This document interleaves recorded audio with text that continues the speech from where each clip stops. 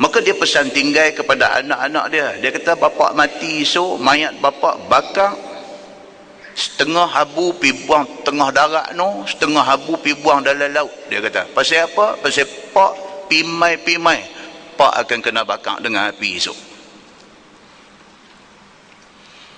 Fa amara Allahul bahra fajama'a ma fihi wa amara al-barra fajama'a ma fihi. Kata Nabi SAW, selepas dia mati, selepas anak-anak dia bakar mayat dia, selepas mayat dia setengah dibuang di tengah darat, setengah dibuang dalam laut, selepas pada itu Allah Subhanahu wa taala memerintahkan kepada laut suruh himpun balik debu-debu, abu-abu mayat dia ni. Dan Allah Subhanahu wa taala perintahkan kepada darat suruh himpun balik segala debu-debu mayat yang dibakar dia hari itu ni. Summa qala, kemudian Allah berfirman kepada dia. Cerita ni cerita future, cerita yang tak jadi lagi, tapi diceritakan kepada kita oleh Nabi SAW. Nabi cerita tentang satu manusia yang hidup zaman dulu begini jadinya, dan Nabi cerita esok ni, future esok macam ni. Nabi kata Allah Subhanahu wa taala perintah kepada air laut himpun balik segala debu mayat dia mai sini, perintah ke darat suruh bawa mai balik segala habu mayat dia, bawa mai balik, cantum jadi balik orang dia ni. Kemudian Allah tanya dia, summa qala, kemudian Allah kata, lima fa'alta, Tuhan kata kepada awak yang hang sampai macam ni, awak yang hang pi buat sampai macam ni, awak yang hang nak mati pi pesan dekat anak-anak suruh bakar mayat, suruh pi buang tengah darat, suruh pi buang dalam laut, awak yang hang pi buat sampai macam ni. Qal, jawab dia, min khasyatik, dia kata aku buat ni kerana aku takut kepadamu ya Allah. Aku suruh ni anak aku bakar mayat aku, suruh pi buang tengah laut, pi buang tengah darat ni pasal apa? Pasal aku takut denganmu ya Allah. Aku takut esok aku hidup balik, aku jumpa Allah, Allah azab aku tak boleh tahan. Wa anta a'lam, dia kata dekat Tuhan, dia kata, ya Allah, engkau Tuhan yang maha mengetahui, engkau tahu apa nak jadi kat aku esok ni. Faghafaralah, Nabi kata kerana takut dia tu Allah ampunkan dia dan dia ke syurga. Hadis itu hadis sahih riwayat Al-Bukhari. Muslimin dan muslimat yang dirahmati Allah sekalian, hadis ni nak beritahu dekat kita bahawa supaya manusia ni, kita manusia tuan-tuan, kita buat salah, hari-hari pun buat salah, sedang tak sedang kita buat salah. Ramai manusia secara sedang dia buat salah, ada manusia tak sedang dia buat salah. Yang pentingnya ialah bukan buat dosa, tapi yang pentingnya ialah bertaubat di atas dosa. Yang tu yang penting. Sebab manusia, mana bumi tidak kena hujan, padang pasir Sahara yang kering kontang tu pun ada hari hujan turun, walaupun jarang-jarang. Tidak ada bumi yang tak pernah kena yang hujan. Tidak ada manusia yang tidak pernah buat dosa. Yang baik ialah manusia yang apabila berdosa, Subhanahu wa ta'ala minta ampun, itu adalah manifestasi kepada takut dia kepada Allah Subhanahu wa ta'ala.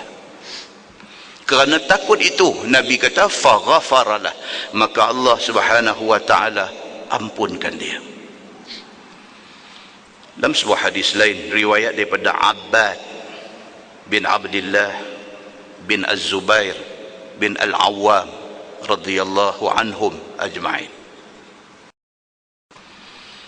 kata dia, sami'tu Aisyah radhiyallahu anha qalat, sami'tu Nabi sallallahu alaihi wasallam wa huwa mustanidun ilayya yaqul, Allahumma ighfirli warhamni wa alhiqni birrafiqil a'la.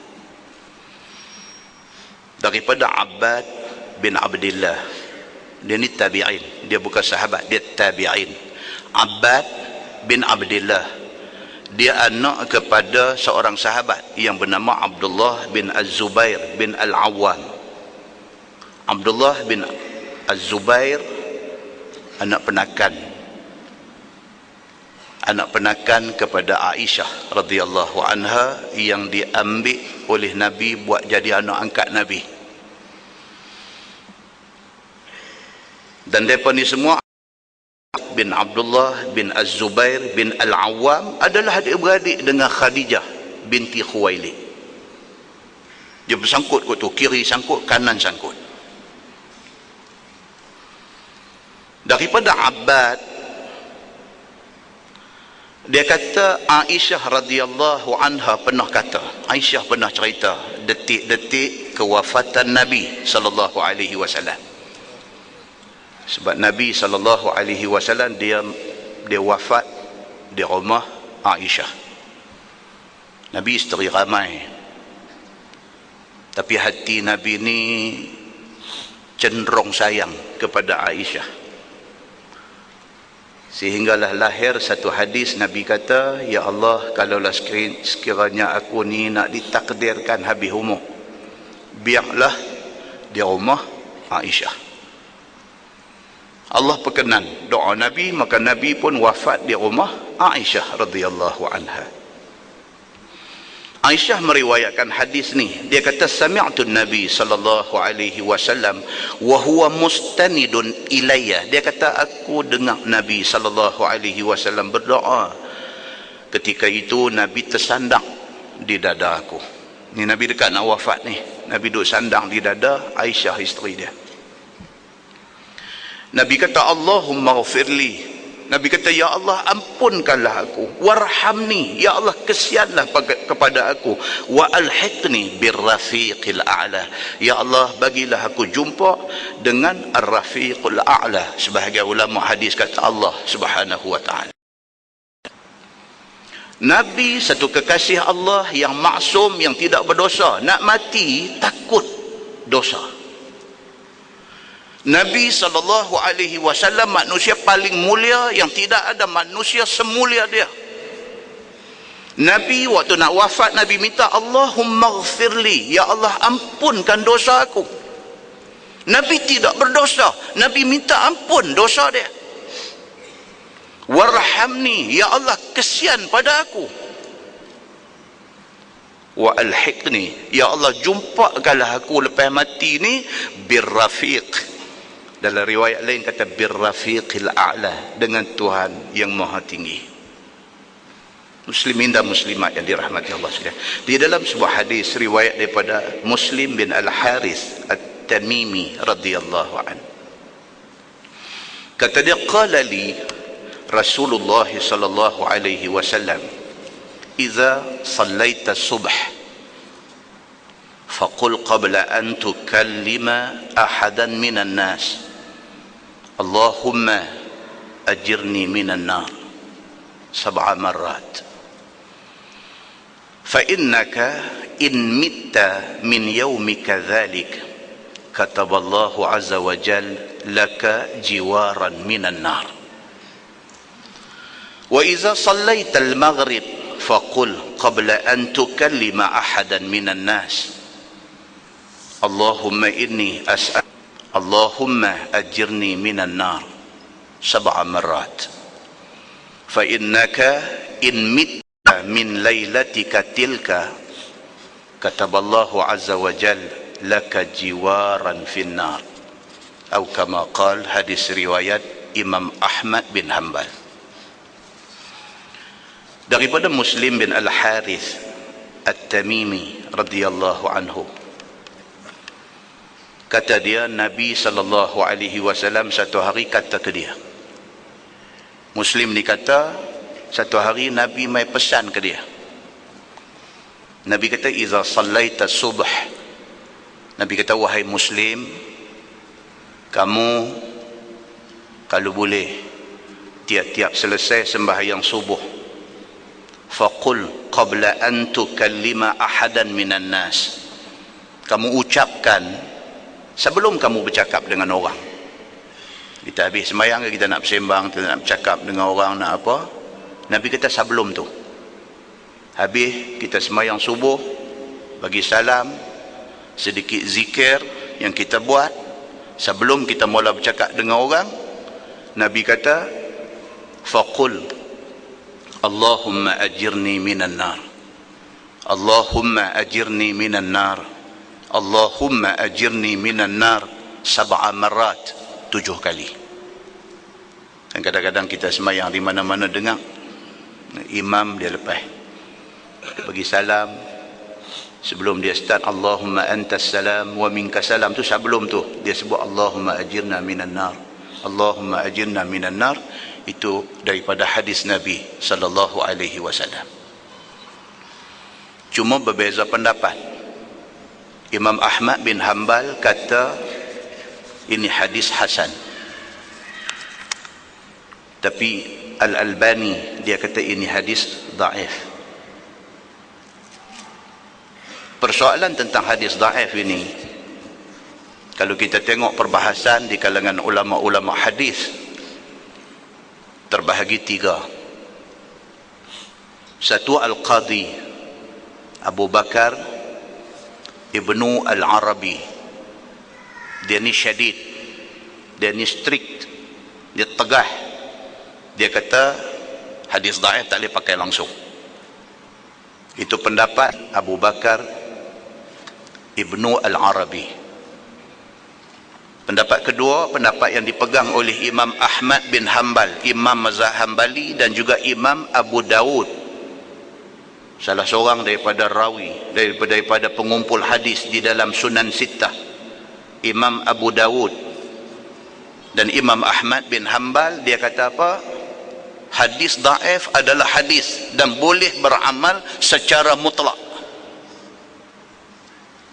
Dan pendapat ketiga di kalangan ulama al-muhaqqiqin, mereka ni ambil jalan tengah. Mereka kata hadis dhaif kalau sekiranya yang menyentuh tentang fadailul a'mal, tentang kelebihan beramal, ataupun yang menyentuh tentang kisah-kisah para nabi dan sebagainya, ataupun yang menyentuh tentang peringatan daripada Allah dan daripada Nabi sallallahu alaihi wasallam, boleh diamalkan. Tapi kalau menyentuh tentang hukum hakam ataupun perkara-perkara al-aqaid, perkara-perkara tentang akidah, itu tidak boleh. Itu pendapat al-muhaqqiqin. Bottom line, kita ambil satu kesimpulan apa dia? Hadis dhaif adalah hadis dan boleh beramal dengan dia. Maka hadis yang kita baca ni riwayat daripada Muslim. Dia kata Nabi SAW satu hari panggil dia, Nabi kata dekat dia, wahai Muslim, iza sallaita subh, apabila kamu sembahyang subuh, sebelum kamu mula bercakap dengan orang, katalah Allahumma ajirni, ya Allah jauhkanlah aku daripada neraka. Allahumma ajirni minan nar, Allah jauhlah aku daripada neraka. Allahumma ajirni minan nar, ya Allah jauhlah aku daripada neraka. 7 marat, 7 kali. Fa innaka in mitta min yaumika dhalik kataballahu azza wa jalla laka jiwaran minan nar. Nabi SAW kata kepada Muslim bin Al-Harith At-Tamimi, Nabi kata dekat dia, kalau sekiranya hang buat amalan benda ni, lepas sembahyang subuh sebut Allahumma ajirni minan nar. Kalau ramai Allahumma ajirna minan nar, minta ya Allah jauhlah aku daripada neraka. Kalau hang sebut benda ni 7 kali, mitta min yaumika dzalik, ditakdirkan kamu mati hari itu. Ditakdirkan kamu mati pada hari yang kamu duk sebut Allahumma ajirni minan nar, Allahumma ajirni minan nar. Nabi kata kalau takdir kamu mati pada hari itu, kataballahu azza wa jalla laka jiwaran minan nar, Allah tentukan hang selamat daripada neraka.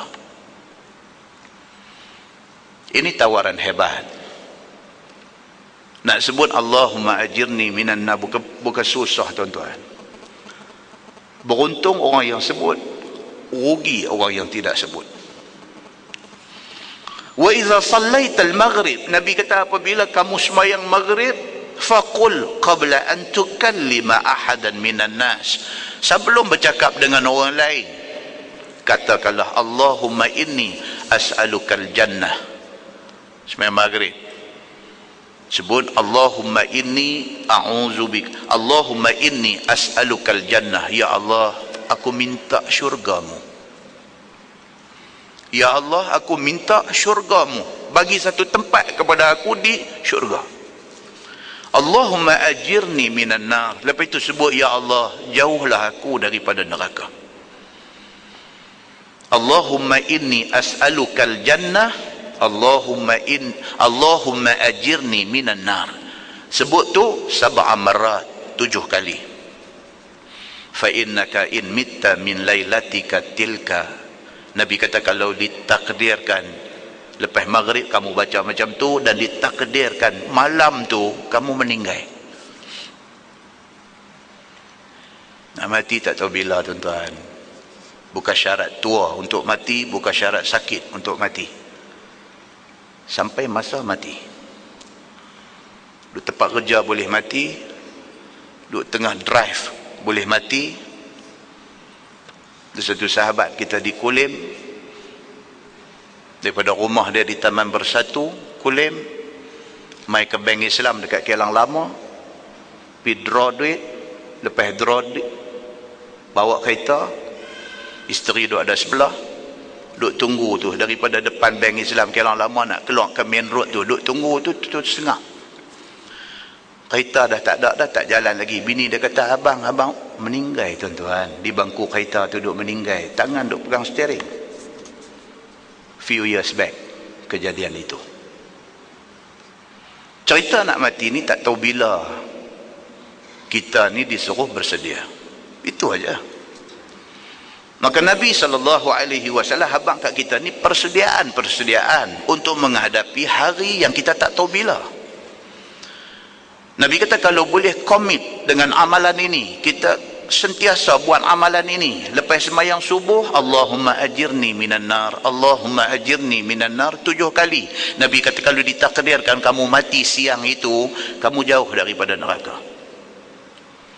Lepas sembahyang maghrib, Nabi kata sebut Allahumma inni as'alukal jannah, ya Allah aku nak syurgamu, aku minta kepadamu syurgamu. Allahumma ajirni minan nar, ya Allah jauh aku daripada neraka. Kalau ditakdirkan kamu mati pada malam itu, Nabi SAW kata sudah tulis nama kamu sebagai orang jauh daripada neraka. Muslimin dan muslimat yang dirahmati Allah sekalian, mudah-mudahan muqaddimah itu memberi manfaat kepada kita insya-Allah. Kita menggunakan Bahrul Mazi jilid 21.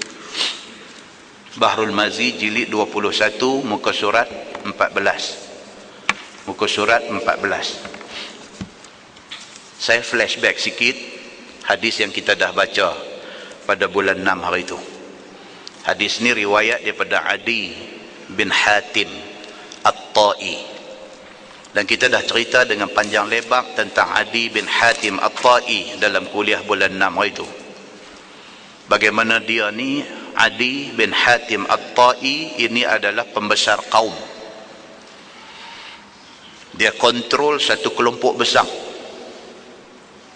masyarakat Arab, masyarakat At-Ta'i pada masa itu. Dan kelompok dia ni adalah kelompok hebat yang ada nama. Dan Nabi SAW duk teringat-ingat tentang Adi bin Hatim At-Ta'i ni. Nabi teringat-ingat sehingga Nabi sebut, Nabi kata, ya Allah, harap sangatlah satu hari esok Adi bin Hatim ini masuk Islam depan aku. Nabi berharap benda ni. Pasal apa? Pasal dia satu orang yang mempunyai influence dalam masyarakat kaum dia. Dia mempunyai pengaruh dalam masyarakat dia. Kalau sekiranya kita boleh pegang satu kepala kaum, kalau kita boleh pegang satu orang besar, kalau kita boleh pegang satu orang yang berkedudukan dan ada kuasa, bukan kita dapat dia seorang, kita dapat geng dia sekali. Maka strategi dakwah Nabi SAW memang Nabi akan bagi special attention kepada kepala-kepala kaum ini. Pasal apa? Pasal ini jalan ekspres untuk nak mengajar orang kepada Islam. Cuma masalahnya apa dia yang kita baca bulan 6 hari itu, masalah dia Adi bin Hatim At-Tai, masalahnya dia ni dia benci kepada Nabi dan dia benci kepada Islam, dan dia kata aku rasa tidak ada manusia di dalam muka bumi ini yang lebih benci Muhammad dan lebih benci Islam daripada aku, dia kata. Orang ni tuan-tuan, apabila ada duit, orang ni tuan-tuan, bila ada kuasa, orang ni bila ada kelebihan, dia ada sikit mai dalam diri dia sombong itu. Maka Adi bin Hatim At-Tai jenis ni, berkat doa Nabi SAW, pada satu hari bersempena dengan tentera Islam pergi kepung negeri dia. Dia duduk di Najdin. Bila tentera Islam pergi kepung, dia lari ke Syam. Adik perempuan dia kena tangkap, kena tawan dengan tentera Islam. Dalam tempoh adik perempuan dia kena tawan, adik perempuan yang dilayan dengan baik oleh tentera Islam. Apabila adik perempuan dia ni dilayan dengan baik, satu hari Adi bin Hatim At-Tai hantar utusan dia mai jumpa Nabi, minta dibebaskan adik perempuan dia. Nabi kata okey, Nabi bebaskan. Nak bebas adik perempuan dia tu, Nabi bekalkan pula dengan makanan, dengan kenderaan, dengan apa untuk hantar dia balik elok-elok kepada abang dia. Bila adik dia sampai di sana, dia tanya adik dia, macam mana Muhammad? Adik dia puji Nabi ni, tak ada yang tak elok pada Nabi ni. Dia tak puas hati. Dia membenci Nabi SAW 20 tahun. Dia membenci Nabi, sedangkan tak pernah jumpa Nabi. Banyaklah kes macam ni dalam masyarakat kita. Kita benci satu orang dalam keadaan kita tak kenal orang tu, semata-mata kerana hiasi, kerana orang duk cerita dia ni macam ni, macam ni, macam ni, macam ni, kita develop dalam diri kita kebencian kepada dia. Betapa tidak adilnya kita. Adi bin Hatim At-Tai 20 tahun benci Nabi. Bila adik balik medok cerita, kata Nabi Muhammad ni bagus abang, dia ni okey, dia ni layan saya dengan baik, peribadi dia mulia. Dia nak kenal Muhammad ni. Maka dia tinggal negeri Syam, dia mai ke Madinah, dia nak mai tengok sendiri yang kata Muhammad ni macam mana, betul ke macam yang adik dia kata. Bila Adi bin Hatim At-Tai sampai, dia masuk aja dalam majlis Nabi SAW, sebahagian sahabat Nabi kenal dia. Siapa tak kenal dia? Dia orang kenamaan, dia orang besar, dia kepala kaum. Sahabat-sahabat terus habaq kepada Nabi. Dia berkata, ya Rasulullah, inilah Adi bin Hatim At-Tai. Nabi dengar aja nama Adi bin Hatim At-Tai, Nabi bukan takut kat dia, tapi Nabi tunjuk hormat dekat dia. Nabi bangkit, Nabi pi dekat dia, Nabi salam dia, Nabi pegang tangan dia dua-dua belah, Nabi bawa dia mai, suruh duduk sama dengan Nabi. Dia tersentuh. Satu orang yang selama ni dia duk bayang dalam kepala dia jahat, dia duk bayang dalam kepala dia pemecah belah masyarakat, dia duk bayang dalam kepala dia segala yang tak elok tentang orang ni, tiba-tiba kawan ni mai layan dia, entertain dia, tunjuk respect kepada dia. Ini sudah terkeluar daripada tanggapan dia. Dalam pada tu mai pula satu perempuan tua bawa anak kecil, mai habaq kata, ya Rasulullah, saya ada hajat dengan tuan, boleh tak? Nabi kata dekat Adi bin Hatim, duduk Sat, nak pergi tengok apa hal orang ni. Dia tengok benda ni, dia tengok dan menilai.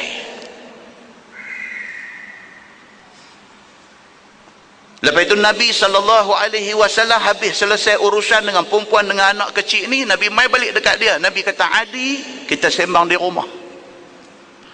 Maknanya Nabi bagi special attention kepada dia. Nabi bagi perhatian khusus untuk dia. Dia tak dilayan macam orang lain, pakai sembang di masjid. Nabi ajak dia pergi rumah. Hati dia makin dia kata, takkan Muhammad macam ni, 20 tahun aku benci dia, takkan dia macam ni. Nabi bawa dia sampai di rumah, dia letak wisadah. Ini kita baca bulan 6 dulu. Wisadah ni bantai orang Arab, saya dah cerita dari itu, sebagai kemuliaan, sebagai satu takrim, satu respect kepada tetamu. Dalam riwayat yang kita baca ni kata letak bantai Nabi duduk. Dalam riwayat lain kata dia letak bantai, Nabi suruh Adi duduk atas bantai itu. Dia duduk tengok, dia tak kata apa.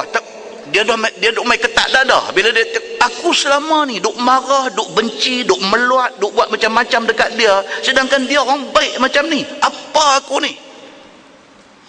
Bila benda ni jadi macam tu, Nabi tanya dia. Ni yang kita baca bulan lepas. Tak apa kot, no, kita flashback balik. Ada yang tak mai dan ada yang mai tapi tak ingat apa. Terlupa kata bulan 6 ni bulan berapa lah, bulan 9. Lupa lah. Bila cerita-cerita tu oh, teringat balik. Ada cerita-cerita tu baru itu tak ada cerita ni pun ada juga lagu tu. Nabi SAW pun pegang dia. Kemudian Nabi kata dekat dia, Adi, pasal apa tak mau masuk Islam? Tuan-tuan tengok dakwah Nabi macam mana. Oh, cantik tuan-tuan. Nabi SAW dia bukan tak tahu Adi bin Hatim At-Tai ni duduk tengala atas belakang dia. Bukan dia tak tahu. Walaupun WhatsApp tak ada zaman tu. Kan? Nabi bukan tak tahu apa orang duduk kata kat dia. Nabi bukan tak tahu cemuhan, tohmahan, cercaan apa semua duk kena kat dia. Bukan Nabi tak tahu, tapi Nabi boleh buang benda tu pergi ke tepi. Buat macam kau ni tak ada apa-apa. Tidak semua orang boleh buat macam tu, tuan-tuan. Banyak orang tak boleh buat macam tu. Dia tak boleh sembunyi kebencian dia, kemarahan dia. Nabi boleh. Nabi tanya dia, awak hang tak mau masuk Islam pasal apa? Adakah hang percaya kata ada Tuhan lain lebih berkuasa daripada Allah?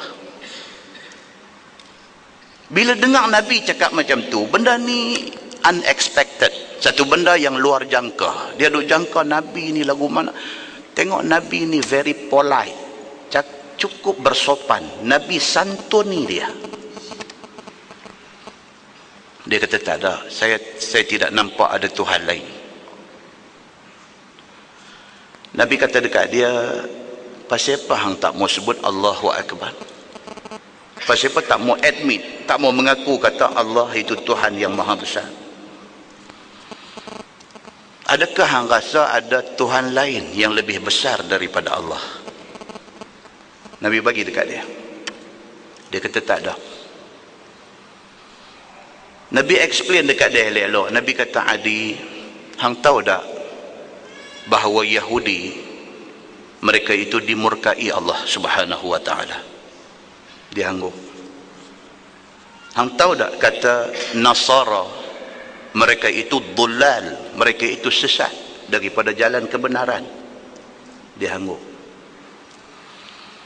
Habis Nabi kata banyak tu, dia terus kata, dia kata fa inni ji'tu musliman. Dia kata, ya Rasulullah, saya mai ni nak jadi orang Islam.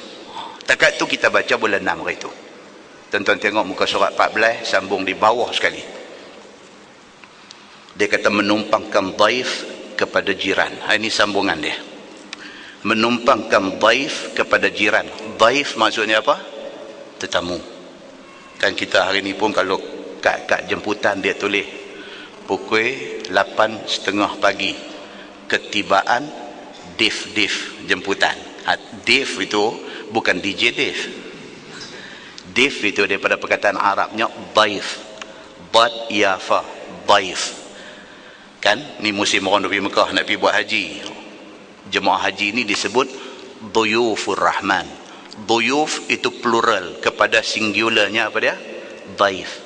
Dhaif satu tetamu, duyuf maksudnya tetamu-tetamu. Dia kata menumpangkan dhaif kepada jiran, tetamu kita. Boleh tak boleh kita tumpangkan dia di rumah jiran? Kita anak ramai, rumah ada 3 bilik. Jadi kalau tetamu mai, tak kena nak buhtang mana tetamu ni. Nak pasang kemah Arafah di tengah ruang, berasa macam kita tak syong lah. Kita nak entertain tetamu ni biar selesa. Kalau pasang kelambu tengah-tengah rumah, kalau zaman lah ni kita belanja dia seri Malaysia lah. Kan? Kita bagi satu bilik kat dia, kita kata duduk sana lah, tak apa. Zaman Nabi SAW, Nabi tumpangkan dia di rumah jiran yang rumahnya ada bilik kosong. So dia kata menumpangkan dhaif kepada jiran. Maka adalah perbuatan menumpangkan dhaif pada jiran itu telah diperbuat oleh Nabi SAW. Satu benda yang Nabi pernah buat. Maka dengan perbuatan Nabi itu menunjukkan harus kita menumpangkan daif kepada jiran. Nak abang kata boleh buat macam tu, tapi dengan persetujuan jiran. Rumah kita tak boleh nak duduk, kita tanya jiran, kata boleh tak saya nak minta tumpangkan tetamu saya satu bilik. Oh, dia kata ahlan wa sahlan, silakan pergi duduk. Perbuatan itu tidak salah. Demikianlah khabarnya datang disebutkan di dalam hadis, iaitu qala summa amara bi fa unziltu 'inda rajulin minal ansar. Kata Adi bin Hatim, kemudian daripada sudah aku duduk sama-sama dengan Nabi SAW di rumahnya. Ni dia cerita, lepas dah cerita ajak main rumah, lepas dah Nabi tanya dia soalan-soalan tadi, awak tak mau masuk Islam, awak ada Tuhan lain ke selain daripada Allah, awak ada ke benda lain lebih besar pada Allah. Lepas pada tu Nabi bawa dia pergi tumpangkan dia di rumah jiran Nabi, dan telah diketahuinya Islamku, dan Nabi pun sudah tahu aku sudah peluk Islam, aku sudah jadi orang Islam. Maka disuruhnya Nabi SAW, aku ikut orang, yakni jiran yang menjadi tempat aku ditumpangkan padanya. Nabi pun panggil orang sebelah ni, bawa dia pergi tidur di rumah hang. Begitu. Maka iaitu ditumpangkannya aku pada satu laki-laki daripada kaum Ansar. Nabi bagi Adi bin Hatim At-Tai pergi tumpang duduk di rumah satu sahabat Ansar. Sahabat Ansar ni siapa tuan-tuan? Orang Madinah. Orang Madinah, mereka lah orang yang menolong. Itu sebab dipanggil Ansar. Mereka orang yang menolong sahabat-sahabat Muhajirin apabila mereka sampai di Madinah. Bila aku telah ditumpangkannya, maka datang aku kepadanya. Adi bin Hatim At-Tai, dia kata apa? Walaupun Nabi letakkan aku tumpang duduk di rumah jiran Nabi, tapi aku tiap-tiap hari duk mai jumpa Nabi kerana nak belajar Islam daripada Nabi sallallahu alaihi wasallam. Sebagaimana katanya di dalam hadis ini, dia kata ja'altu aghsyahu atihi tarafain nahar. Maka jadilah aku datang akan dia, yakni akan Nabi sallallahu alaihi wasallam. Aku datang akan Nabi itu dua hujung, yakni pangkal hari, pagi dan petang. Oh, dia pergi mengaji dekat Nabi sehari dua kali. Pagi lepas subuh pergi sekali, petang sebelum maghrib dia pergi sekali, pergi belajar Islam daripada Nabi SAW. Selalu dia jadi macam ni tuan-tuan. Selalunya orang baru masuk Islam ni dia gelut nak belajar Islam. Hak Islam daripada beranak ni, ya Allahu Akbar, dia tak apa gelut, tak apa nak gelut. Hantu zahabang lah, boh lah siapa pun nak mengajak duk lalu kot tu, dia tengok lagu mata ikan kering tu aja. Mai lah siapa pun mengajak, aku tak ada masa nak mai. Dia jadi lagu tu. Jadi kan tuan-tuan, selalu je lagu tu. Orang hak duduk rumah dekat dengan kawasan pondok tu tak pernah pergi mengaji di pondok tu. Biasa, pondok mana pun sama. Rumah dia duduk tepi aja pagang pondok ni. Pondok hak orang duduk mengaji agama, dia tak nak pergi. Orang tanya, dia tahu. Tanya, pondok ada duk buat mengajar ke? Dia kata, ni paduk mai selalu dah ramai lah. Orang tanya dia, siapa yang duk mengajar? Ada aku, ustaz-ustaz dia bawa. tak ambil tahu. Dia jadi macam tu. Manusia ni dia jadi macam tu. Allah rezekikan kepada dia pergi duduk berjiran, berhampiran dengan orang yang dia boleh pergi duduk mengaji agama, boleh duduk tanya pasal agama, dia tak ambil manfaat. Dua abang ya, rumah saya tak jauh dengan rumah ustaz. Tegak tu. Sayang tuan-tuan, cukup sayang. Zaman Nabi SAW pun ada yang macam ni. Adi bin Hatim At-Tai daripada negeri Najdin, dia dah lari pergi ke Syam, dia mai ke Madinah kerana nak mengesahkan apa yang adik perempuan dia cerita tentang Nabi dengan peribadi mulia ni. Bila mai dia tengok Nabi, dia dengar 2-3 patah cakap Nabi dan sebagainya, dia masuk Islam, dia stay di situ untuk belajar daripada Nabi sallallahu alaihi wasallam. Sambung hadis tu, qala فَبَيْنَ أَنَا عِنْدَهُ عَشِيَّةً إِذْ جَاءَهُ قَوْمٌ فِي ثِيَابٍ مِنَ الصُّوفِ min hadhihi nimar.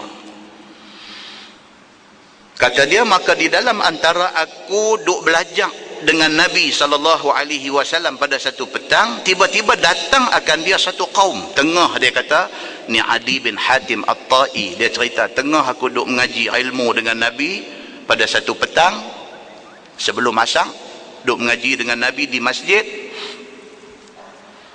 Tiba-tiba mai satu kaum nak jumpa Nabi, pada pakaian mereka itu kelihatan bagus. Nampak satu grup mai nak jumpa Nabi, tengok ke attire mereka, tengok ke appearance mereka, tengok ke pakaian mereka tu, tahu ini orang kaya. Adi bin Hatim kata, geng hak mai satu geng ni, hak nak mai mengaji, hak nak mai jumpa Nabi ni, tengah dia duk mengaji dengan Nabi ni, satu geng mai nak jumpa Nabi, tengok ke depa ni punya luaran ni, tahu dah ini orang kaya. Dia kata, kerana pakaian mereka itu bagus daripada bulu belang-belang jalur. Oh, zaman tu pakai baju belang, rancak. Allah pun rancak lagi kalau pakai baju belang. Bila tengok pakai macam ni, tak ramai orang ada baju ni. Masuk main cara langkah main, ni orang ada duit. Begitu. Qala fasalla wa qama fahatha alaihim. Kata Adi bin Hatim At-Tai, dia kata masuk waktu asar. Kebetulan bila mereka ni sampai masuk waktu asar, maka Nabi SAW pun bangkit sembahyang asar. Apabila selesai sembahyang, Nabi SAW bangun berdiri dan mengucapkan beberapa kalimah ucapan. Nabi ni macam jemaah tabligh dah buat hari ni, majlis bayan tu. Bayan ni maksudnya apa? Penerangan. Habis sembahyang, satu orang bangkit cakap Assalamualaikum, cakap benda agama, bagi satu bayan, bagi satu penerangan tentang agama. Nabi buat benda tu. Nabi bangkit berdiri, lepas habis sembahyang selesai apa semua, Nabi bangkit berdiri, Nabi bercakap untuk memecut atas orang-orang itu. Maksudnya Nabi nak encourage, Nabi nak motivate mereka, Nabi nak bagi semangat kepada mereka hak mai ni, yakni nak memberangsangkan hati mereka itu, nak menggalakkan mereka itu supaya bersedekah. Nabi tengok cara main ni orang ada duit, jadi tajuk yang sesuai dengan orang ada duit ni suruh sedekah lah. Nabi ni dia kan, sifat Nabi ni apa dia? Siddiq, amanah, tabligh, fatanah. Fatanah ni makna dia apa? Cerdik, bijak. Bijak Nabi ni apa dia? Bijak mengenali orang. Cerdik Nabi ni dia kenal orang. Mai dia tahu dia ni apa cerita dia, dia ni apa kelebihan dia, dia ni apa kelemahan dia, dia ni Nabi tahu. Kan kita tengok hadis-hadis tentang kelebihan amal. Satu orang mai jumpa Nabi, ya Rasulullah, ayyul a'mal afdal. Saya baru cerita di Masjid Sultanah Bahiyah baru ni. Mai satu orang tanya, ya Rasulullah, apakah amal satu baik? Apakah satu amalan yang baik yang kalau saya buat pahala besar? Nabi kata dekat dia, birrul walidain. Nabi kata amal paling baik ialah kalau hang ada mak, ada bapa, buat baik kat depa. Okey. Esok mai orang lain tanya Nabi soalan sama, ayyul a'mal afdal, apakah amal yang paling baik ya Rasulullah untuk saya buat? Nabi tengok dia, Nabi tahu lah. Nabi kata as-salatu ala waqtiha. Nabi kata amal paling baik ialah sembahyang awal waktu. Mai satu orang pula tanya, Nabi kata jihad fi sabilillah. Ulama-ulama hadis kemudian hari ni dalam bidang mustalah hadis bincang benda ni. Pasal apa ni? Betul-betul amal hak paling baik apa? Pasal apa? Mai hadis ni kata sembahyang awal waktu, mai hadis ni kata buat baik kat ibu bapa, mai hadis ni kata jihad fi sabilillah. Betul-betulnya amal hak paling baik apa? Maka huraian dia kata apa? Jawapan Nabi itu berdasarkan orang yang bertanya. Nabi kenal. Dia ni hak mai tanya ni, Nabi jawab dekat dia as-salatu ala waqtiha, sembahyang awal waktu. Pasal apa? Pasal Nabi tahu dia ni hak lain semua okey. Jaga mak pak okey, sedekah okey, jihad sabilillah okey, apa semua, cuma sembahyang Zuhur pukul 4 suku. Ini saja dia punya problem. Maka Nabi attack tang tu aja. Nabi kata dekat dia, habuan dia Nabi kata semayang awal waktu berdebu kata dia kata, weh sebiji kena kat aku. Nabi SAW satu orang yang fatanah. Jadi Nabi kenal orang. Kita hari ni tak apa kenal, kita tengok orang tak apa kenal, orang baik kita berburuk sangka, orang jahat kita percaya. Muslimin dan muslimat yang dirahmati Allah sekalian, bila Nabi tengok ni grup yang main ni, Nabi tengok, Nabi tahu ini orang ada duit. Bila habis sembahyang asar, Nabi bangkit berdiri, Nabi sebut, Nabi kata, Nabi nak menganjurkan mereka supaya bersedekah. Saya kita baca hadis dia. Dia kata masalah memecut kaum muslimin dan menggembirakan hati mereka supaya suka beramal sedekah. Apa ceritanya? Kata dia, ini satu perkara yang telah dibuat oleh Nabi SAW supaya umatnya yang petah lidah dan pandai mengambil hati kaumnya itu, memecut orang-orangnya dan kaumnya kepada beramal dan bersedekah. Nabi kata siapa-siapa daripada kalangan kita-kita ni yang Allah bagi dekat dia satu kebolehan bercakap, bukan sahaja petah, dia boleh convince orang. Bukan semua orang yang dia bercakap, dia boleh convince, dia boleh meyakinkan orang yang dengar tu. Kalau dia bercakap tentang sedekah, orang nak bagi sedekah. Kalau dia bercakap tentang semayang, orang tu lepas pada dengar tu akan buat semayang yang dia cakap tu. Nabi SAW kata, mana-mana orang daripada umat dia ni yang ada kebolehan yang macam tu, gunakan kebolehan itu untuk nak menggalakkan orang supaya kuat beribadah kepada Allah Subhanahu wa taala. Kita, Allah bagi kita kemampuan untuk nak meyakinkan orang, kita yakinkan orang benda tak betul.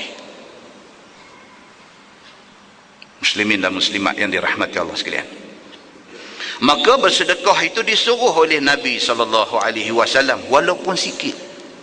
Ni yang kata Islam ni sangat praktikal. Islam ni satu agama yang sangat praktikal.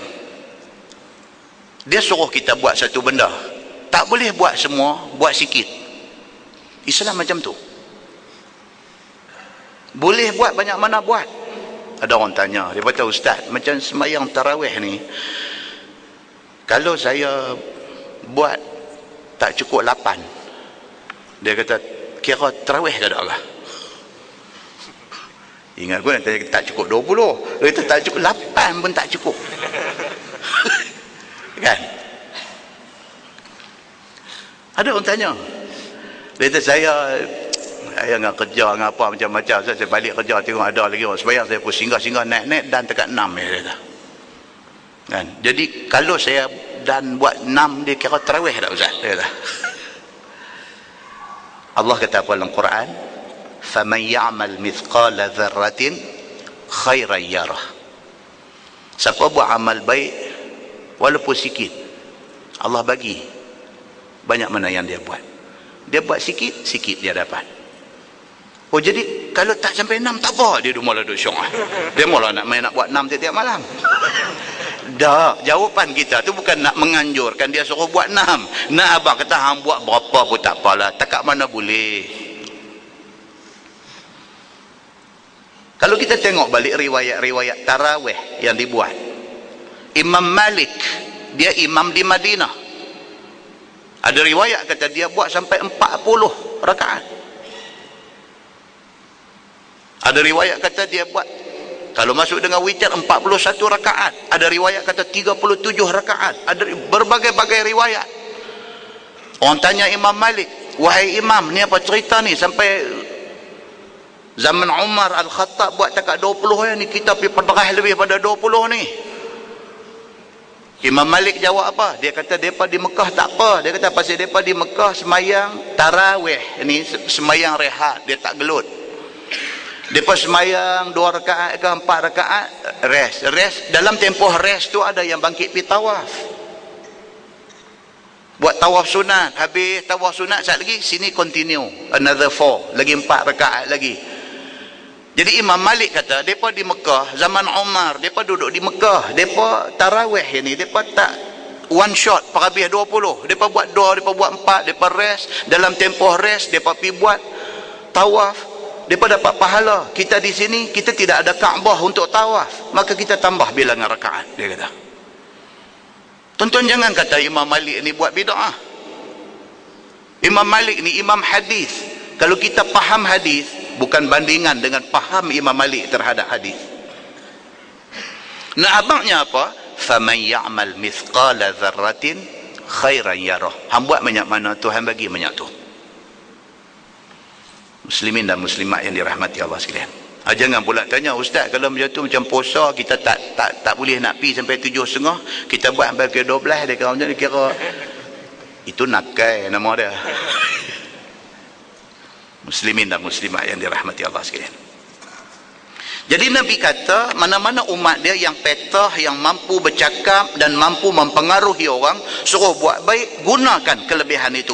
Maka bersedekah itu disuruh Nabi SAW, walau sikit sekalipun, jangan bakhil akan dia. Biasakan. Kita tak boleh bagi banyak, pasal kemampuan kita takat tu. Boleh RM1 kita lepas bu. Takat mana boleh, dia kata tu. Takat mana boleh. Pasal apa? Bakhil mengakibatkan menyesal di hari akhirat esok. Maka janganlah pandang sedikit, maka jangan dinantikan banyak. Jangan kira bagi tekat-tekat RM1 ni tak rasa apa, aku nanti aku kaya, esoklah aku bagi sekali 10,000, sampai mati tak bagi, pasti tak dan kaya. Tak boleh buat banyak, buat sikit, begitu. Tak boleh buat semua, buat separuh, macam tu. Demikianlah kata hadis itu. Kata Adi bin Hatim, summa qala Nabi sallallahu alaihi wasallam, walau sa' walau binis, sa'in walau biqabdah. Hadis tadi dia kata, summa qala Nabi sallallahu alaihi wasallam, walau sa' walau binisfi sa', walau biqabdah, walau bi ba'di qabdah, yaqi ahadukum wajhahu harra jahannam atau harra nar. Diriwayatkan, kata dia sabda Nabi SAW, Nabi kata, bersedekahlah oleh sekalian kamu, jikalau tidak upaya banyak, sedekah segantang. Tak boleh nak bagi sampai 1 trailer, bagi segantang, begitu. Ataupun tidak mampu segantang, maka bersedekahlah setengah gantang. Nabi kata tak boleh segantang, bagi setengah gantang. Dan jikalau tidak ada setengah gantang, bersedekahlah jikalau segenggam sekalipun. Nabi kata tak mampu nak bagi sampai segantang, segenggam pun bagilah. Dan jikalau tidak ada segenggam, sedekahlah setengah genggam sekalipun.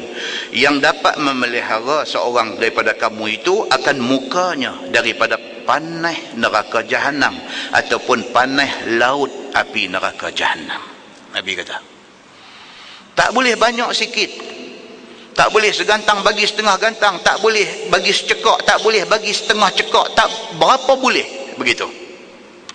Kemudian sabda Nabi sallallahu alaihi wasallam, walau bitamrah walau bisyiqqi tamrah. Oh, dahsyat tuan-tuan. Dan kata Nabi SAW, jikalau sekiranya tidak mampu segantang, tidak mampu setengah gantang, tidak mampu segenggam, tidak mampu setengah genggam, maka bagilah juga sedekah itu, walaupun sebiji kurma. Nabi kata bagi, Nabi kata biasakan bagi. Tuan-tuan, kita di rumah kita ni, minyak atar ni banyak mana ada. Ni mesti orang pergi haji. Orang nak pergi haji, kita salam, kita lepas lah RM2-3 kat dia. Dia balik esok, dia lepas minyak atar sebotol kat kita. Hak orang duk bagi minyak atar ni, kalau buah dalam timba lah. Salam je lepas sebotol. Kita kata, ni apa ni? Ada ustaz tak ada? Ustaz. Dia betul punya ustaz. Kita kata, tak apa ustaz, tak apa. Ustaz, minyak atar kalau orang bagi mana boleh tolak. Dia kata. Kita pun kata, terima kasih. Ambil buah dalam poket. Balik buah dalam timba tu. Duk taruh timba tu buat apa? Pergi tengok mana masjid, mana surau, buah satu bekas tak tu. Siapa-siapa mai boleh ambil lumuk pakai. Tiap-tiap orang mai buka botol lumuk, meter pahala kita duk jalan. Very simple.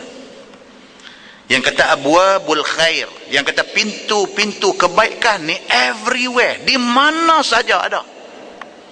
Kita nak grab ke tak mau? opportunity yang dok ada tu, peluang-peluang yang dok ada tu.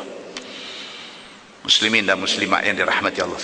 Dan jika tidak ada sebiji tamar, Nabi kata au bisyiqqi tamrah, Nabi kata kalau sebiji nak bagi pun tak boleh, bagi sebelah buah tamar. Anjuran suruh kita duk biasa bagi ni, dia anjuran dia ni sampai tahap tu. Hang tak boleh segantang setengah gantang, tak boleh cekak, tak boleh setengah cekak, tak boleh berapa biji boleh bagi, tak boleh sebiji hang bagi, tak boleh sebiji koyak setengah bagi. Tuan sahabat saya pergi Mekah, dia nak buat, dia kata ustaz saya nak pergi kali, dia pergi kali ketiga, dia kata ustaz saya nak pergi ni, saya nak buat betul-betul, nak ikut sunnah Nabi. Dia kata, saya kata lagu mana tu? Saya nak start 8 hari bulan. Dia kata 8 hari bulan Zulhijjah saya nak start, saya nak pergi Mina. Dia kata pasal hadis Nabi cerita, kata Nabi SAW start haji dia 8 hari bulan, Nabi pergi ke Mina. Hari 8 itu dipanggil hari Tarwiyah, hari unta minum air. Saya nak buat macam tu. Dia kata, saya kata tak boleh. Saya kata haji pergi dengan apa? Saya pergi dengan tabung haji. Tabung haji tak boleh haji, dia tak lepas. Tak harap saya nak buat juga. Ini ketegang. Balik esok orang panggil haji ketegang lah dia. Saya kata kalau mampu tak apa, kata, tapi jangan cari pasal. Kata sana bukan cerita macam kita nak melilau pegang kepala batai. Saya lagi daripada Mina nak tala pergi Arafah, nak cunggik main Muzdalifah, apa ni semua cerita nak di kelang kabut. Saya kata fikir habis-habis kau nak buat dah. Dia kata tak apa, saya pergi ni pun tak awak orang perempuan, saya nak pergi dengan kawan aja, kami nak buat ni, nak buat style Rambo. Dia kata. Saya kata Rambo itu bukan Nabi. Oh jangan, tentu orang zaman lah ni dia bantah pun ramai, kreatif tak tentu punca pun ramai kan. Tapi dia nak buat itu atas alasan nak ikut sunnah, itu tidak salah, betul, bahkan baik kalau sekiranya tak membawa susah. Dia buat, dia balik-balik main, memang muka dia nampak lain tuan-tuan. Muka dia ni memang nampak lain. Dia kata sepanjang ibadat dia berjalan kaki. Daripada hari 8 dia pergi di Mina, kemudian daripada Mina dia berjalan pergi sampai Arafah ni ustaz. Dia kata ustaz penat-penat. Dia kata bukan tak penat, tapi okey. Dia kata, saya kata okey pasal apa? Lah Malaysia dengan apa aja. Dia kata ni hak geng susah yang mai daripada Eritrea, yang mai daripada Somalia, yang mai daripada negeri-negeri susah ni bukan sikit. Buat ni mana ada bas, motor pun tak ada, pukul kaki je. Daripada Mina, daripada berjalan kaki pergi Arafah, daripada Arafah dia berjalan kaki mai Muzdalifah, daripada Muzdalifah dia berjalan kaki mai ke Mina, daripada duduk di Mina, depa buat ibadat ni masya-Allah tuan-tuan, bukan bandingan dengan kita ni. Depa ni mudah-mudahan depa dapat haji mabrur tu. Depa rasa getir dan payahnya nak dapat satu haji tu. Dia kata dia pergi sulam masuk dalam geng ni, dia bergerak sekali dengan mereka, dia berjalan dengan mereka. Ustaz, dia kata penat bukan tak penat, dia kata tapi okey, dia kata. Dan dia kata yang paling saya tak tahu nak abang, dia kata ustaz, rasa ukhuwah Islamiah, rasa persaudaraan itu, dia kata yang tu saya tak tahu nak cerita. Dia kata ni berjalan ni merembah pergi pakat-pakat berjalan nak pergi ke Arafah ni duduk. Dia kata hang ada apa bagi kat kita, kita ada apa bagi kat dia. Satgi dia bagi ayak kat kita, satgi dia pergi beli apa tang mana dia mai dia koyak. Tu yang kata korma belah dua tu. Dia boleh koyak bagi kat kita sebelah, dia sebelah. Dia boleh duk, dia nampak kita susah dia tolong. Dia kata ustaz, dia kata. Tu saya kata kalau dapat peluang kali keempat nak buat itu, 4 dak lah sekali ni, ada 3 ni. Buat sekali lah. Dia kata nak ambil thrill tu, thrill ibadat tu. Muslimin dan muslimat yang dirahmati Allah, ini dalam ramai-ramai kita ni macam-macam orang tu ada. Hak jenis macam ni ada, dia nak buat, dia nak cari tu, tak dapat 100% macam Nabi, tapi kurang-kurang 30-40% sudah dapat. Muslimin dan muslimat yang dirahmati Allah sekalian, Nabi kata apa? Ajak diri bersedekah walaupun bisyiqqi tamrah, walaupun kurma tu koyak doa bagi kat kawan sebelah, buat. Nabi kata maka janganlah dikatakan sedikit ataupun dikatakan alang kepalang. Jangan pandang hina kepada kebaikan walaupun kebaikan itu sedikit kan.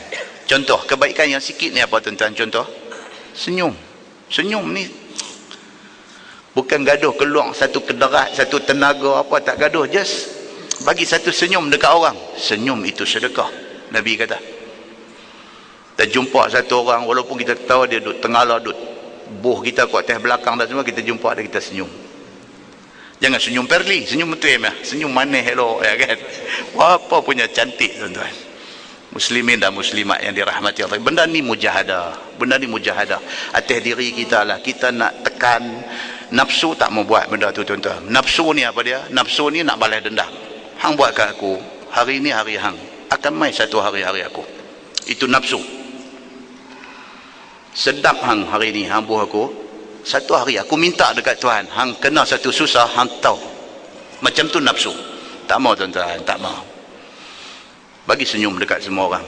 Senyum itu satu kebaikan. Jangan pandang hina kepada kebaikan itu. Nah, baik. Dia kata jangan anggap satu kebaikan itu alang kepalang. Sambung hadis tu. Dia kata fa inna ahadakum laqillah wa qailun lahu ma aqulu lakum alam aj'al laka sam'a wa basara fayaqulu bala. Hadis ni pun dia macam orang menyanyi juga. Dia ada chorus, dia kena drive, ada dia kena baca pelan. Pasal apa? Pasal makna tu. Makna tu. Apa dia ni makna yang drive Zat ni? Dia kata maka bahawasanya setiap orang daripada kamu akan berjumpa dan akan bertemu Tuhan. Ini satu fakta, tuan-tuan. Hang kaya ke, hang miskin ke, hang di atas dunia mulia ke, hang di atas dunia dipandang hina ke, hang di atas dunia apa, siapa macam mana pun, one day, one nice day, kita akan balik menghadap Allah Subhanahu wa ta'ala. Kan daripada tolak dalam WhatsApp lah ni, daripada tunjuk dia ni rumah bagus punya banglo, bawah gambar liang lahat, atas ni tunjuk rumah sengit macam nak reban, bawah dia liang lahat. Dia tulis di bawah tu, dia kata apa? Walau bagaimana rupa rumah kita yang akhir sama sahaja. Wih, sengai betul. Macam ni punya gambar dia tak mai. Kita boleh mai sejuk kaki yang buat pasal. Kita tengok dia tunjuk dia punya ni, lah lubang tu juga. Yang ni rumah sengit-sengit pun lubang tu juga. Hebat macam mana pun hang, itulah rumah hang yang last sekali. Kita takut tuan-tuan. Tengok tu dia duduk mai sejuk kaki, semayang pun awal hari tu. Muslimin dan muslimat yang dirahmati Allah sekalian. Nabi kata apa? Nabi kata jaga baik-baik. Satu hari kamu akan bertemu dengan Tuhan dan berfirman Tuhan bagi setiap orang daripada kamu. Bukan setakat hal nak jumpa Tuhan aja. Soalan yang Tuhan nak bagi kat kita tu yang takut. Apa dia? Akan apa yang aku mau katakan bagi sekalian kamu ini, iaitu firman Allah Subhanahu wa ta'ala. Tidakkah aku jadikan bagi sekalian kamu itu akan pendengaran dan penglihatan? Tuhan ni dia ungkit esok ni, dia ungkit apa yang kita dapat hari ni, apa yang kita rasa pada hari ni, semua ni Tuhan ungkit. Hadis dia kata apa? Tuhan akan tanya kita esok ni, pada hari kita mati esok ni, alam aj'al laka sam'an wa basara. Tuhan kata bukankah atas dunia dulu aku pernah bagi dekat hang sam'an, telinga untuk mendengar. Hang dengar apa? Bukankah atas dunia dulu aku bagi dekat hang satu orang yang bersifat sempurna. Hang ada mata boleh tengok, hang ada telinga boleh dengar, hang ada mulut boleh berkaki, boleh berjalan. Bukankah semua benda tu aku yang bagi? Apa hang buat dengan benda ni? Aku bagi telinga dekat hang, hang pergi dengar apa? Hang pergi dengar Quran, hang pergi dengar mengaji, hang pergi dengar ceramah, hang pergi dengar fitnah. Aku bagi dulu basaran, mata untuk melihat. Hang pergi tengok apa? Maka dengan pendengaran dan juga penglihatan, dengan pendengaran itu kamu dengar suruhan aku dan kamu dengar tegahan aku daripada kitab dan pesuruh aku. Tuhan tanya, adakah pendengaran yang aku bagi dekat hang dulu, hang guna telinga tu pergi duk dengar Quran, guna telinga tu pergi duk dengar hadis Nabi, hang guna telinga tu pergi. Tuhan ungkit benda ni. Dalam hadis Nabi SAW, Nabi kata yang boleh ungkit ni tiga. Satu, Allah Subhanahu wa ta'ala. Allah dia boleh ungkit, dan ini bukti hadis dia. Allah ungkit apa yang dia bagi kat kita. Yang kedua yang boleh ungkit, Nabi kata, yang kedua yang boleh ungkit mak bapak. Mak bapak kalau dia sebut dekat anak dia, dia kata, ayah bagi apa kat hang selama ni? Bapa ungkit tu salah tak salah? Tak salah. Bahkan disebut oleh Nabi sallallahu alaihi wasallam sebagai orang yang boleh mengungkit. Dan yang ketiga, guru. Nabi kata, guru boleh mengungkit. Muslimin dan muslimat yang dirahmati Allah. Pasal apa Nabi kata lagu tu? Pasal akhir zaman, tuan-tuan, berapa ramai manusia dia mengingkari jasa guru dia. Kalau dia duduk balik, dia sandang sorang-sorang fikir balik, aku ni yang pergi jadi macam hari ni mau ke agama, duk ambil berat hal-hal agama ni, siapakah yang menjadi pencetus kepada perubahan aku ni? Mesti ada somebody yang merubah hidup kita, mesti ada. Guru sekolah kita dulu ke, siapa ke tu, imam kampung kita ke, ustaz mana ke yang duk main mengajar yang kita pergi duk dengar ke, dia mesti ada satu orang yang menjadi penyebab kepada kita ni jadi bangkit daripada tidur. Kemudiannya selepas daripada tu, dia mai satu macam punya ujub, satu macam punya perasaan, dia menghina balik guru yang menjadi penyebab kepada dia diberi hidayah Allah Subhanahu wa taala. Dia condemn balik guru dia. Wal ayazu billahi min zalik. Jangan, tuan-tuan. Muslimin dan muslimat yang dirahmati Allah sekalian.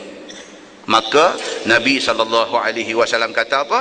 Dia kata Allah akan ungkit, alam aj'al laka sam'an wa basara. Tidakkah dulu di atas dunia aku bagi kepada kamu telinga boleh dengar, aku bagi kepada kamu mata boleh melihat? Apa kamu buat dengan dua benda ini? Maka adakah suruh aku itu yang kamu perbuat? Dan apa yang aku tegah itu kamu jauhkan? Tuhan tanya, atas dunia dulu dah hang dengar dengan telinga yang aku bagi, hang turut tak apa yang hang dengar? Maka jawab orang yang kena tanya itu, bahkan ya Tuhanku. Hari akhirat ni tak ada apalah, tuan-tuan. Kita jadi orang salah. Orang salah ni tak cakap apa dah. Kalau kita diheret ke mahkamah, duduk kandang orang salah tu, habis dah, cakap pandai semua habis dah. Lutut ni lembut, nak berdiri pun tak boleh dah, berasa macam nak paut di kandang orang salah tu, dia jadi lembut lutut. Pasal apa? Pasal kita orang salah. Kita duduk itu sebagai satu orang yang guilty. Kalau di mahkamah dunia kita boleh jadi lembut lutut, tuan-tuan boleh bayang tak kita duduk di mahkamah Allah Subhanahu wa ta'ala? Muslimin dan muslimat yang dirahmati Allah sekalian. Maka telah engkau jadikan hamba mendengar dan melihat. Ketika itu dia mengaku dekat Tuhan, dia kata, ya Allah, betul atas dunia dulu telinga aku dengar terang elok, tak pekak apa, mata aku terang elok nampak semua, betul.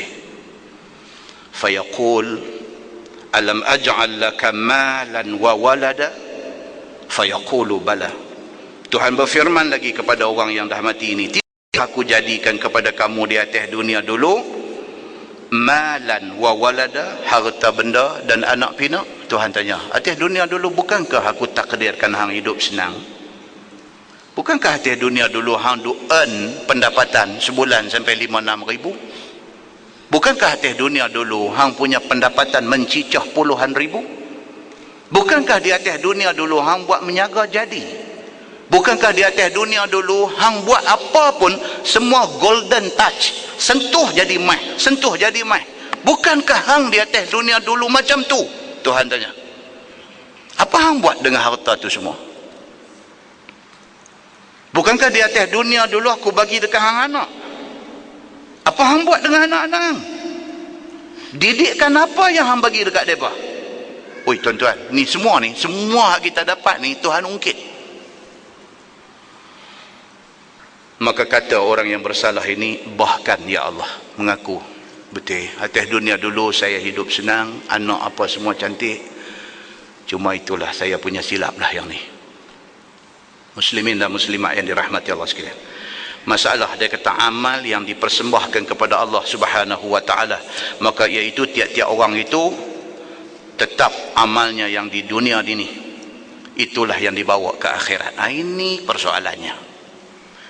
Yang Imam Asy-Syafi'i dia pegang kemah kepada hadis, iza mata ibnu adam inqata'a amaluh. Imam Syafi'i dia pegang hadis Nabi kata, apabila mati satu-satu manusia tu habis, sumber pahala semua tutup. putih. Illa min thalathin, melainkan 3 jalan aja pahala boleh duk pi kepada orang yang mati dalam kubur. Apa dia? Sadaqatin jariyah. Atas dunia ada buat sedekah apa ke patut padan, pasang kipas angin di masjid, di surau ke apa ke benda satu dia buat, selagi mana benda tu duk berjalan, selagi itulah pahala dia berjalan. Au ilmin yuntafa'u bih, ataupun atas dunia dia ni duk mengajar ilmu. Tak gaduh jadi ustaz pun, kita ajak anak-anak kita. Anak-anak kita ni tiap-tiap hari bangkit sembahyang subuh jemaah dengan kita, lepas tu baca Quran sama dengan kita.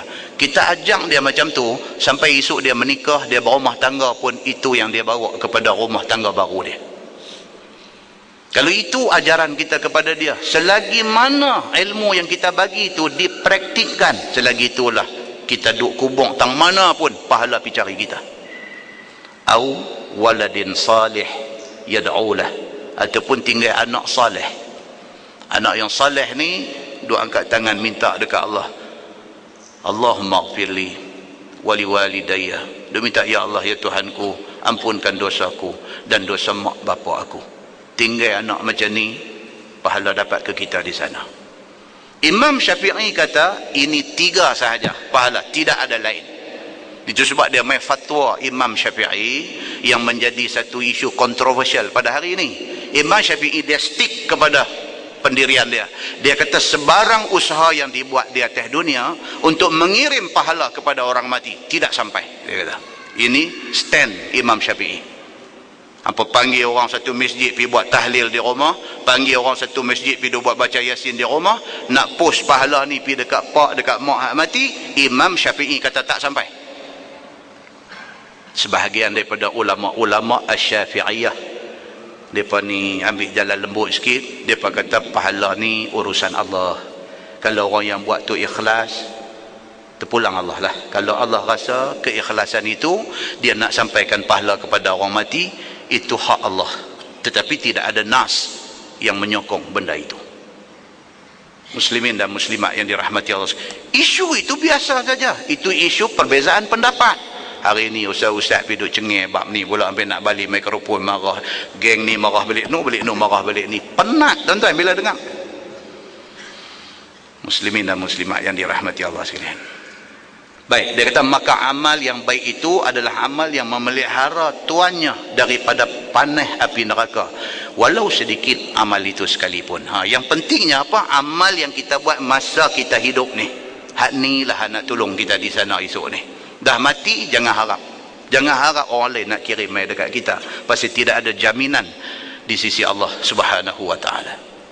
Apabila seseorang itu telah menghadap Tuhan, maka berfirmanlah Allah Subhanahu wa taala seperti dalam masalah tadi. Apabila telah dijawab oleh seseorang itu, seseorang yang kena tanya itu, maka berfirman Allah Subhanahu wa taala seperti mana sabda Nabi sallallahu alaihi wasallam. Sambung hadis tu dia kata fayaqulu aina ma qaddamta li nafsik. Bila ada Tuhan tanya dia, mana dia, apa yang hang buat dengan pendengaran, dengan penglihatan, dengan harta, dengan anak-anak hang masa di atas dunia dulu. Dia ni pocik, apa pun tak ada.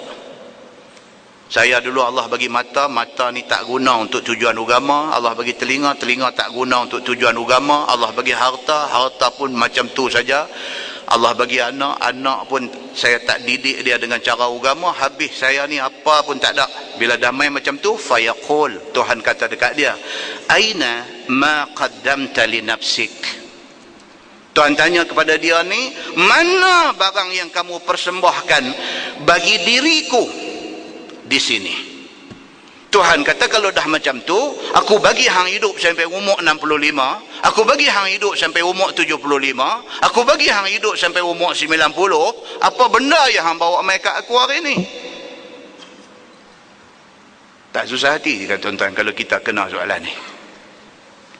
Dah kalau aku bagi telinga hang tak guna untuk agama, aku bagi mata hang tak guna untuk agama, apa yang aku bagi hang tak guna untuk agama, hari ni hang mai mengadap aku, hang bawa apa kat aku? Ni hak kita duk baca ni hadis.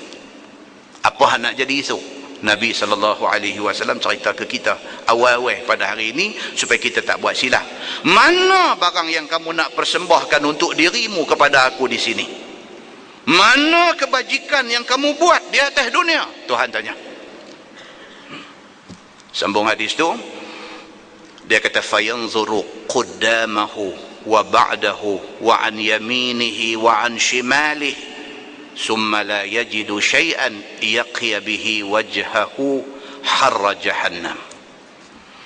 Maka memandanglah ia ke depan, ke belakang, kanan, kiri dan sebagainya, maka tidak didapati apa satu pun pahala yang boleh dipersembahkan kepada Allah. Dia jadi lagu budak-budak tak mengaji apa ni, pergi sekolah cikgu tanya, bila tanya buat garu pala, buat langut tengok langit, buat mulut kumat kami. Saya lagi makan penampang lah budak ni. Orang dah hajar dah kemarin, orang dah bagi kerja rumah, suruh balik buat. Hang orang mengajar, hang duduk tidur, hang tak dengar, hang balik rumah, kerja rumah hang tak buat. Hari ni orang main tanya, dia buat kelipar mata, dia buat tengok langit, dia buat tengok apa, dia kedegam dia bagi sekali. Kalau kena cikgu hak jenis 3 suku ni lah, dia boh lah. Hangat lah dia pun. Apa hal dengan budak ni? Nampak tuan-tuan? Allah Subhanahu Wa Ta'ala di hari akhirat esok macam ni juga cerita dia. Tuhan ungkit semua ni, penglihatan, pendengaran, anak, harta benda semua aku bagi. Mana dia benda yang hang buat untuk aku? Tak ada. Bila tak ada, jadi apa yang disebut ni fayanzuru qaddamah wa ba'dah, tengok ke depan, tengok ke belakang, wa an yaminihi wa an shimalihi, beralih kanan, beralih kiri, duk kelipong biji mata, la yajidu syai'an yaqiya bihi wajahahu harra jahannam. Maka persembahan yang dia nak bagi dekat Allah tidak ada. Persembahan yang boleh nak jadi memelihara dia dan wajahnya daripada panas api neraka Jahannam tidak ada. Amalan hak kita buat ni, hak nak jadi perisai, hak nak jadi shield yang nak melindungi kita daripada kena ni, tak ada. Bila tak ada perisai. Kita terdedah kepada malapetaka di hari akhirat esok. Yang persembahan itu nak memelihara wajahnya daripada kena panas neraka. Inilah hal setengah orang yang tidak berkebajikan masa di atas dunia. Atas dunia tak ada kebajikan dia buat, dan tiada apa satu sedekahnya walau sedikit sekalipun. Atas dunia tak ada buat baik, yang dia buat jahat semata-mata. Adapun orang yang ada baginya kebajikan dan sedekah, maka ada persembahan dia kepada Allah Subhanahu Wa Ta'ala, jadi terpelihara ia daripada neraka. Masa tu baru tahu nilai sebelah kurma yang dia bagi itu rupa-rupanya bernilai di sisi Allah Subhanahu Wa Ta'ala. Barulah dia kata, mujunglah aku ada bagi juga sedekah sikit, dia menjadi perisai aku daripada api neraka. Maka dengan kerana itu dipesankan oleh Nabi SAW seperti yang akan datang ini. Nabi bersedekah sedikit atau banyak, jikalau dengan setengah biji tamar sekalipun, maka dia menjadi pemelihara diri kita daripada kena api neraka. Sebagaimana pesan Nabi SAW, Nabi kata, liyaqi ahadukum wajhahun nar walau bisyiqqi tamrah. Nabi kata apa? Hendaklah memelihara seseorang daripada kamu akan mukanya daripada kena bakang api neraka, walaupun masa atas dunia hanya bersedekah sebelah tamar sahaja. Sebelah saja pun sana esok very meaningful, sangat membawa makna kepada kita semua. Yakni setengah biji buah tamar sekalipun bernilai di sana. Maka sesungguhnya rupa sedekah itu sikit, tetapi faedahnya lebih banyak daripada sedekah yang banyak kalau ikhlas. Orang bagi banyak pun tak ikhlas, nak menunjuk tak ada guna. Kita bagi sikit pun, sikit banyak ni tuan-tuan sangat subjektif. Sikit dengan banyak ni subjektif.